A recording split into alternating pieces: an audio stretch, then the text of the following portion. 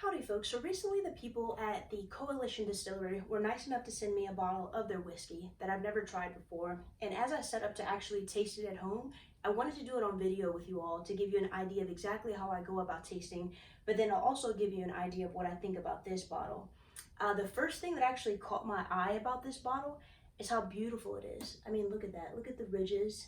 You can really tell that they took a lot of time to think about the details of the bottle. And then after I researched it, I realized that it was called Coalition because they brought people from different backgrounds together to actually make this whiskey.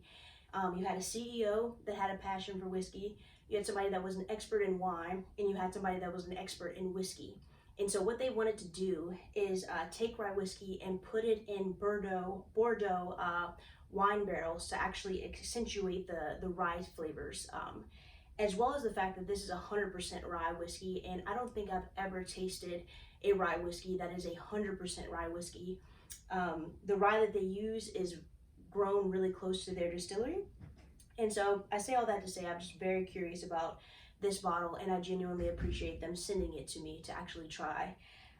Before I actually pop this bottle, really quick, I have my laptop off screen, but I wanted to read what they said the bottle should taste like. So it says, refined and lively, our 100% rye Kentucky straight whiskey is finished in Margaux barrels. It has an attractive deep garnet amber color. There is a lot of elegance in the mouth, a good backbone, and a long pleasant finish. It has a complex flavor with floral notes of violets and lilacs, red fruit nuances, and a touch of roasted coffee beans.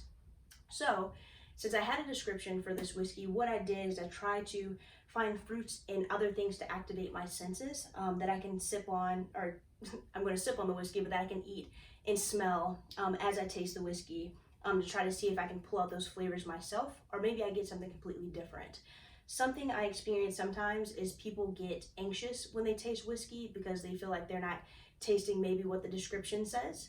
But I just want to take a moment to remind you that our bodies are so complex. So even if the description says you should be tasting these things, if you taste something different, that is okay. As long as you're enjoying it and enjoying the process, don't panic. Bodies are complex, so who knows how all that really works out. But we do have some techniques to actually get flavors out. And in my experience, if I taste something that is supposed to be aligned with the whiskey, sometimes that'll bring that flavor for it. If I hadn't had that fruit, or maybe I was going to brew coffee, but it's kind of late right now, so I'm actually just going to sniff the coffee beans to actually activate that sense. All right, let's get going. Ooh, and a beautiful pop. Let's see. All right, so, and I also forgot to touch on the fact that I have two glasses, Classic Karen, and then also the neat glass. Sometimes also like the way that the glasses are shaped, it'll actually bring out different flavors in the whiskey. So I just like to try it in both, and just you never know. Let's see, start with Karen. And so usually the first thing I do, I know sometimes people honestly don't really usually care about the color, but as you can see, it's pretty amber and light, very pretty. But I usually start with like the nose. And so something that I learned is actually, again, with the body being complex, you can actually smell different types of smells in different nostrils. So usually what I do is just kind of cover one nostril and just take a whiff. Okay, nice and sweet, kind of honey is what I got with that one. And more of the same. I'm a little bit shocked with the fact that it's a bit sweet, because usually we think of rye as spicier, and the fact that this is 100% rye, I was expecting something a bit more sharp on the nose, but very, very fruit forward. And this time I'm not really picking up anything different between nostrils. Let's see. All right. And then so you have two techniques when you're testing. You can either sip it 3 times, and I believe something I've heard is like it goes, oh, hello, how are you? And so by the 3rd sip, you should actually be acquainted with the whiskey, where the first one, it may kind of be like, oh, as that ethanol hits the palate, it's like, oh, and it's like, okay, how are you? And then how are you doing? You're officially acquainted, and then you should be able to pull those flavor profiles out as your palate becomes awoken. I guess I should also say, before I went into this, I also tried to kickstart my taste buds with a strong spirit forward old fashioned. Or the second way to actually taste it, sometimes I just let the whiskey sit in my mouth for 3 seconds before actually swallowing. So that's probably what I'll do this time.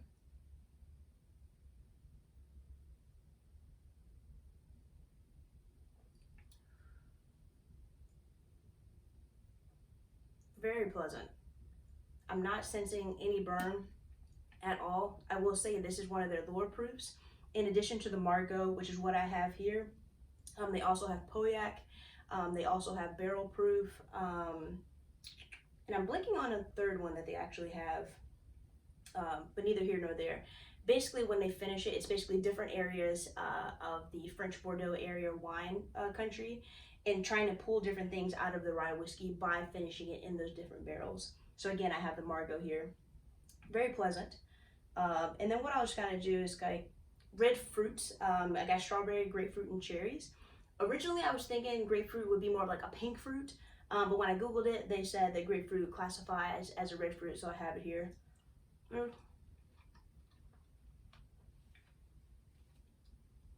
right, let's see.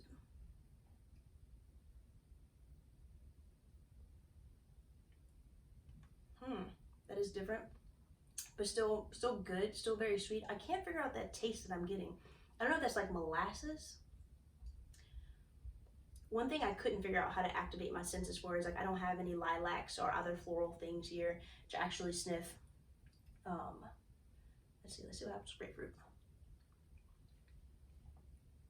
I did a really good job with fruit selection this week, so in addition to the whiskey being good, the strawberries and the grapefruit were delectable. Let's see.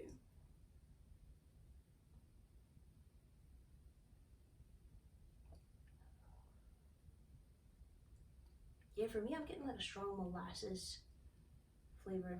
Ooh, and there's the coffee. So the grapefruit actually brought out the coffee flavor that they were talking about. So I didn't even have to smell the coffee beans yet, but in that last sip, very much felt that at the tail end of that sip. But it was very prolonged. I guess that's how they were mentioning, like a lingering, long, pleasant finish. And that is it. Oh my gosh. I love coffee. I know not everybody loves coffee, but that finish right there was perfect. I know I'm gonna have to spit out the seeds, so apologize. Mom, if you see this, please forgive me. Spitting out seeds on camera, not the most ladylike. Let's see. One more sip.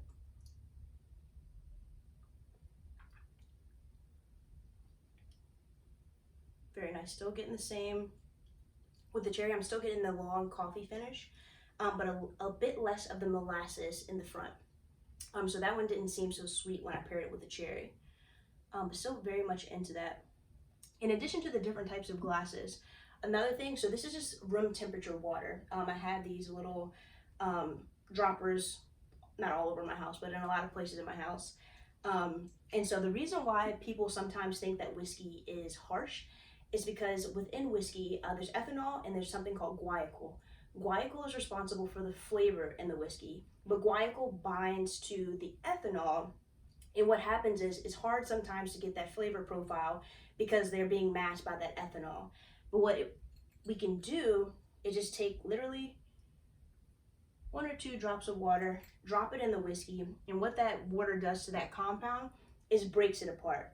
And guaiacol is lighter than ethanol, so it allows the guaiacol to float to the top of the whiskey, making it so the first thing that washes over your tongue when you sip the whiskey is now going to be the flavor profile.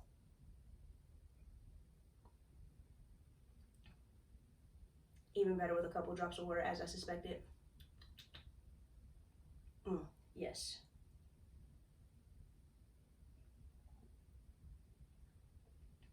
Now I'm kind of curious if I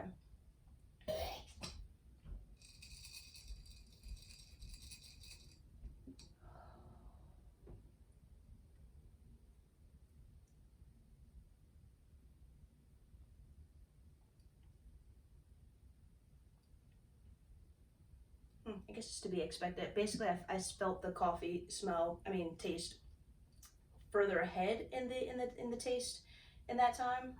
Let's see.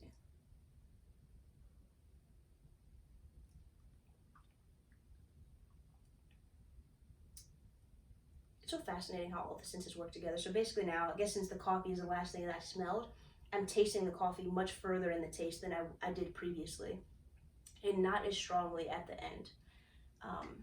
Still very fascinating. Let's see.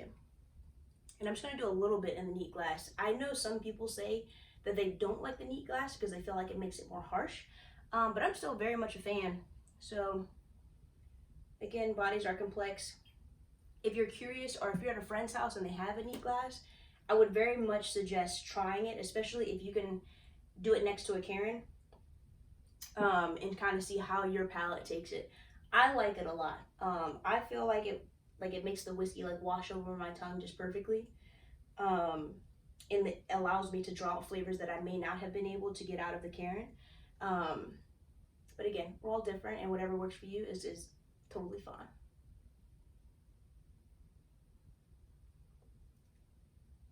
Also, I just realized that like on this video, usually I try to say Glencairn and I jokingly refer to this glass as Karen. Um, but you know, Karens have been getting all the jokes for the past year, so I do call this glass Karen in my house. And it felt even lighter in the neat as for me as I suspected. Let's see.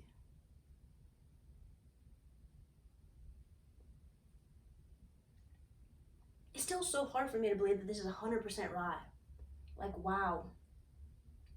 It's giving me like the sweetness is kind of throwing me off a little bit, because typically I pair sweetness with bourbon. But the fact that this is 100% rye, I'm pretty impressed that they were able to get such a complex tasting profile in this whiskey. So I would highly recommend this. If you see this beautiful bottle sitting somewhere on the shelf, it's probably going to be pretty hard to miss. First of all, but I would recommend giving it a try. It's 90 proof, 90.8 proof, and I'm pretty impressed. Let's see. So a little bit more fruit. See how the neat glass takes it. Again, I did such a good job with the fruit selection. Oh my gosh. Okay, I'll wait.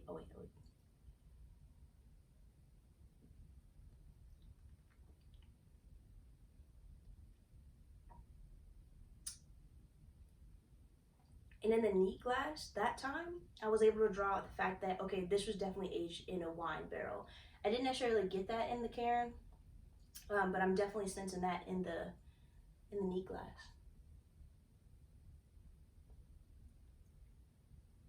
Oh yeah. All right, let's try strawberries.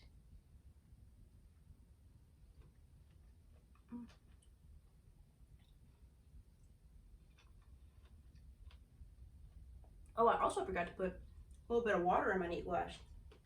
Again, just like a couple of drops to break apart that compound. Back in chemistry class, you know, just to get the flavor out of it. Let's see what happens.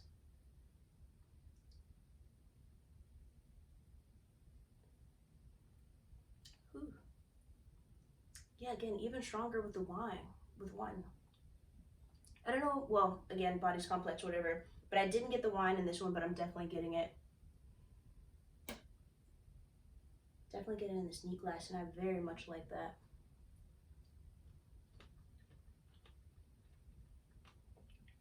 And a very beautiful, so beautiful.